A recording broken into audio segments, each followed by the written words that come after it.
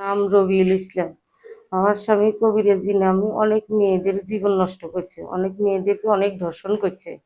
আমি এগুলো নিয়ে অনেক বলছি, আমাকে মারে খুব। মারিয়ে একটু একবার মারিয়ে মাথা ফাটাই 5-6টা সিলাই দিছি। আবার মারিয়ে হাতে হাতে এমনভাবে কাটছে যা 4-5টা সিলাই। ফির একবার হাত ভাঙিয়ে দিছে। আমি ওগুলো নিয়ে বাধা করলে আমার সাথে এমন করে। তাও আমি কোনোদিন কোনো জায়গায় অভিযোগ জানাইনি। এখন যখন দেখলাম আমার মেয়ের দিকে হাত বাড়াইছে, তার জন্য আমি অভিযোগ জানাইতে আসলাম।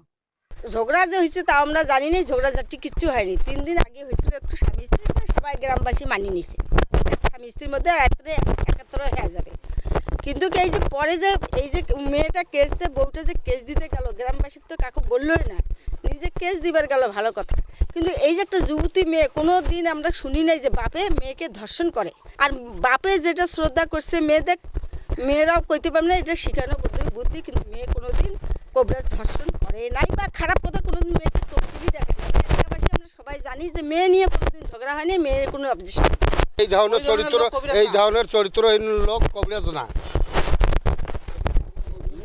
ওটা ভুয়া ওটা বানোয়ার ওই মহিলাই ওনার মেয়েকে শিখেছে। আমার স্ত্রী বলছে, আর এটা আমার মেয়েটা যা শিখিয়ে দিছে এটা তাই বলছে, আমার এটা কিছু না।